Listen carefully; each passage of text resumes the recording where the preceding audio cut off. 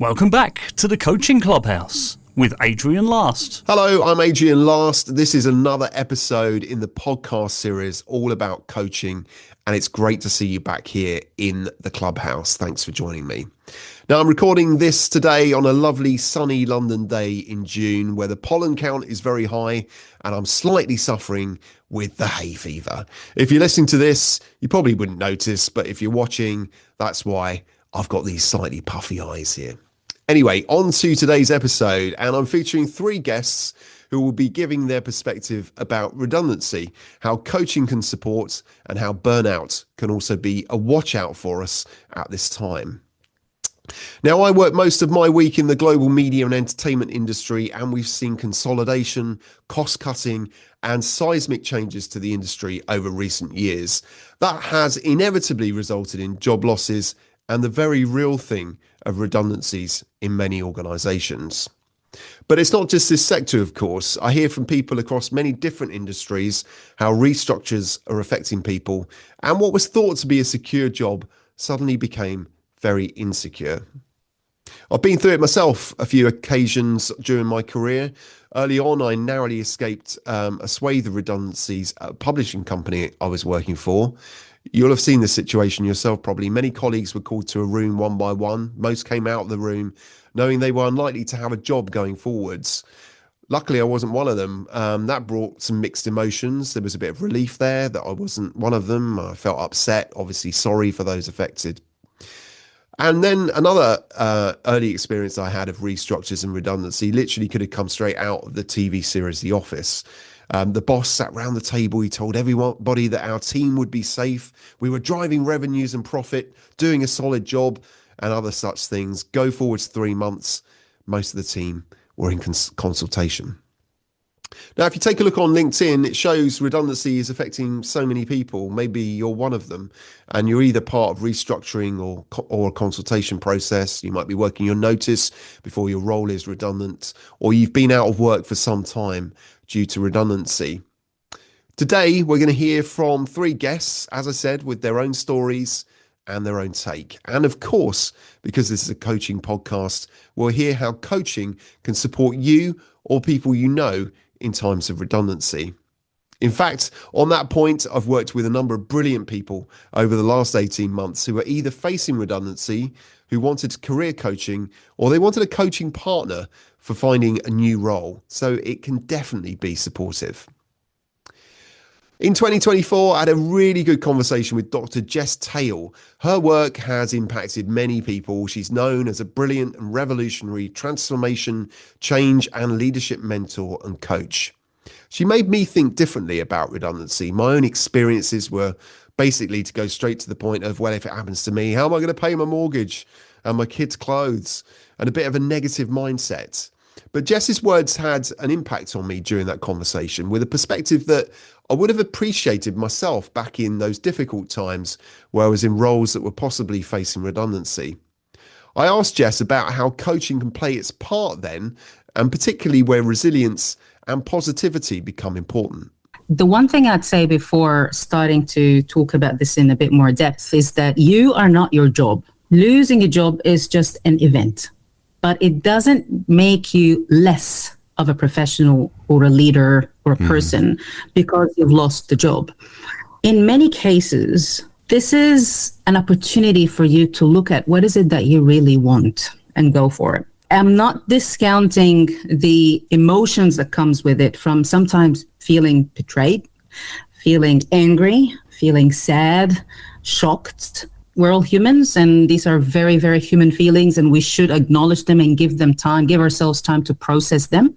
Once the black clouds are moving from the top of our head, now is the time to see, because we can't go back in time. It's happened, it's done. Knowing that you're not the job, looking at what is it that you really want. And it seems quite simple to say that, but in fact, we've been moving a lot of leaders and professionals, and I'm talking again in the change and transformation space, and probably the other jobs as well. We're moving in the career like in an autopilot mode.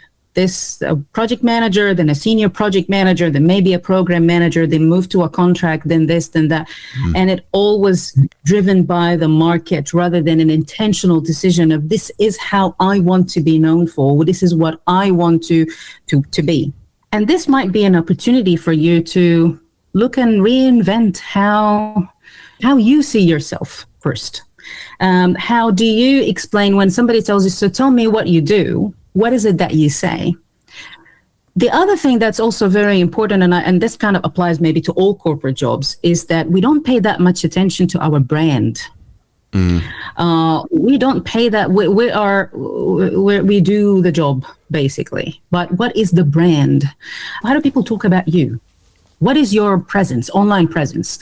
LinkedIn. What does your LinkedIn say? Is it empty? Is it like never posted before or posted 3 months ago saying congratulations, John, for a new job?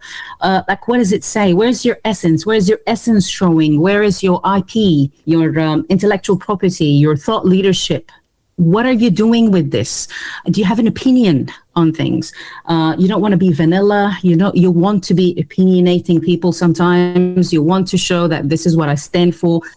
And in doing all of that work, and most of it is inner work, not outer work, unless there is a big gap in your qualifications or experience, and your time will come and will come again and will come a lot better. Than what it was before. So in most cases, it's a blessing in disguise, but sometimes it's obviously a shock and something that takes its toll on you, on financial situations, maybe your partner, your family, all of that. So not discounting that, but also saying that since this has happened, we just have to deal with it with a positive mindset and seeing this as an opportunity to maybe see things a little bit different.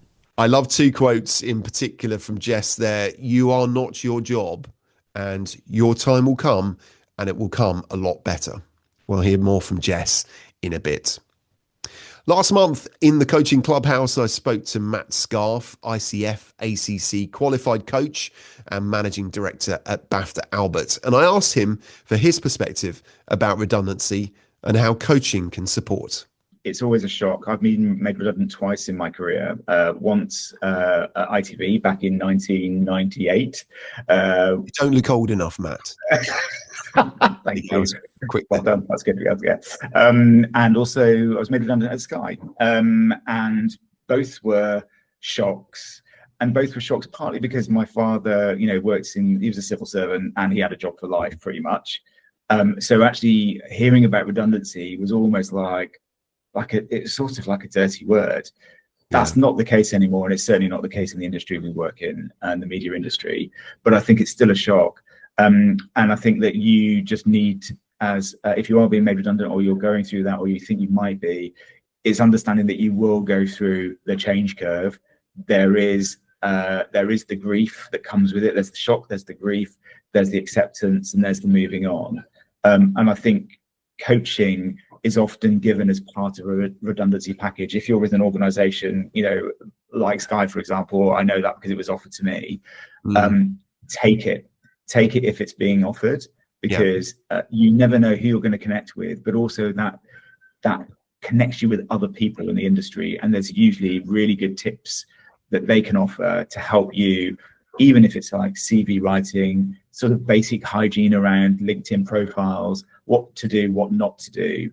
All of this sort of would really sort of helps.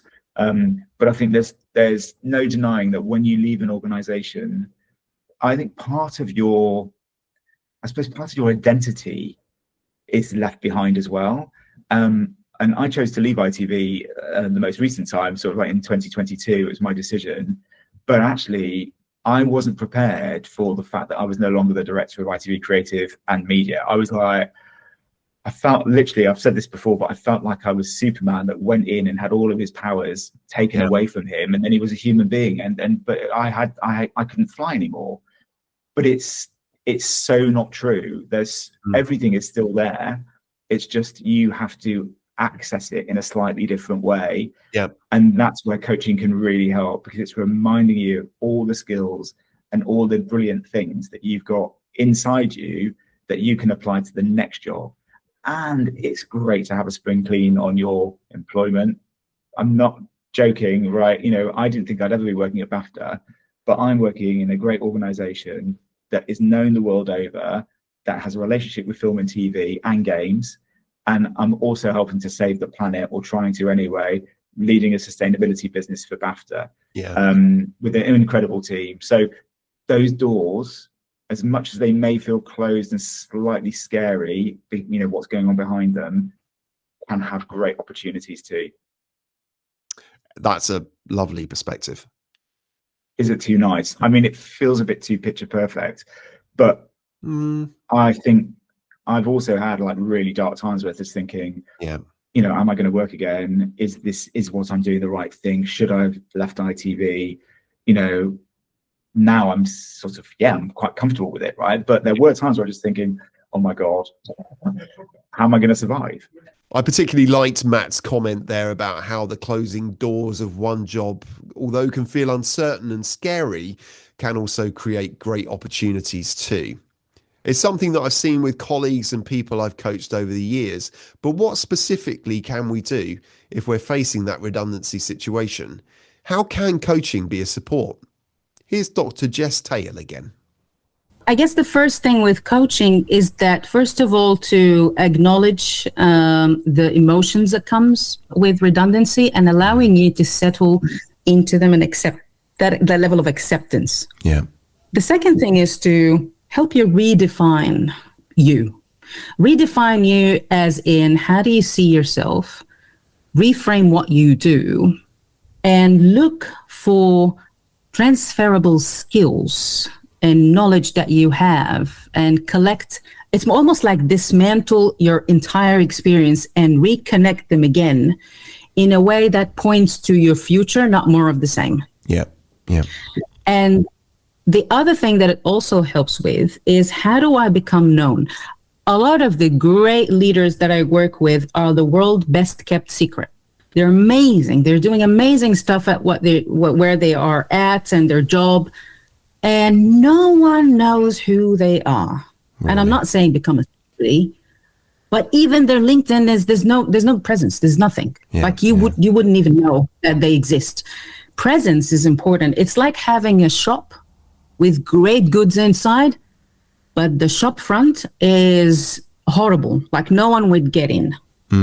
That's, to me, what a brand looks like. Inviting people to come into your world, but it's not something that happens straight away. It's a journey. The best time was yesterday. The second best time is now. That thing Jess said about knowing who you are, being clear who you are and what you do, having a presence in places like LinkedIn, it's important, right? It can help us get clear about the type of job we want to do next. What we're hearing from my guests is that redundancy creates a range of emotions that change over time, and that coaching, talking out loud, having somebody to listen to us, to challenge our assumptions, to support us to get an action plan together, is a really good way forwards. And talking of different perspectives, somebody I partnered with for career coaching in 2023 had basically reflected on life over the last few years and was actually very happy to be out of that company and the culture of long hours and negativity. She later reflected on that time and reckoned she was suffering from burnout. And that's also very much at play sometimes with people who are experiencing redundancy. I spent time with Simone Sweeney recently. She's a certified executive and leadership coach who's worked in senior marketing and retail positions and is the host of the Future of Leadership is Human podcast.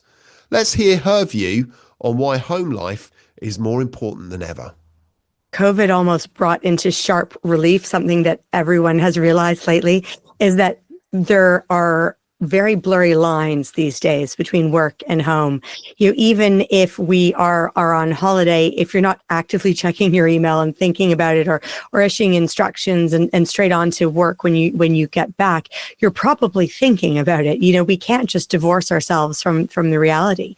And therefore, we need to be much more mindful about what happens outside of the kind of the boundaries of work, not just outside of office hours and the office environment, but in terms of like almost a divorce from how we're working. And that, we were forced into that a little bit more as a confrontation with COVID because work and home kind of converged so spectacularly. We were doing everything in the same space. And for those with kids or caring responsibilities, that was in there too. So you didn't have kind of the delineation between the different spaces and the different times that we had before. And, within the kind of context of thinking about your personal life, work, life balance just generally, lots of people are thinking about it in different ways. Just, I think, being very specific to know that we have to make time for ourselves, because the energy that's needed to succeed at work, to not just get up and get out of bed in the morning, but to work through a problem, to drive change, to innovate, to relate to the people we work with or the teams that we may lead. We need to be invested in that. And if you're stressed, if you're burned out, if you're tired, if your heart's not in it, your resilience is low. This is what burnout is. Burnout is stress that has, continued for too long, is prolonged and affecting us in other kind of dimensions, like our well-being. So if we're not making time to kind of rejuvenate, to reset, to even just change the pace so that our brains can reset and be more receptive to new ideas, then we are just going, and that just almost contributes more to the stress that we're going to experience. And I think that's part of the challenge, is that our brains also can't distinguish when we react emotionally, or then we have feelings, whether we're in the office or we're at home with our loved ones. It's our response. And so if we're never creating that opportunity to kind of reset and recharge and focused on our well-being and doing the things that kind of top up our energy, bring back, our perspective, then we just get so eroded and worn down. So it is something I talk about a lot. I think it's something that through the course of my last years in the corporate world and COVID specifically, when I stopped traveling all the time and was able to slow down a bit and spend more time with my kids, to then moving into coaching and being self-employed, it has become more and more important to me. And the more research and the more experts I speak to, and the more coaches and also coachees and look at their struggles, the more important it becomes. We need to recharge and reset. And you cannot do that if you're always on. And if work bleeds into every aspect of your life, your brain never has a chance to switch off. And it really just comes down to that. Thanks for listening to this episode of the Coaching Clubhouse. If you're in uncertain times and your role could be made redundant, or you're already in that situation, I wish you all the best with coming out of it positively, optimistically, and in a better place than you're currently in. Do get in touch with me or any of my guests if you think coaching may provide some support for you. And a big thanks to Jess, to Matt, and to Simone for joining me today. Coming next on the Coaching Clubhouse, I've got some brilliant guests lined up talking about themes such as neurodivergent coaching, coastal coaching, and there's even one for you if you love dogs. Remember to hit subscribe to be notified when a new episode becomes available. And thanks for joining. The Coaching Clubhouse is produced by Adrian Last Coaching. Discover more on the website at adrianlast.co.uk.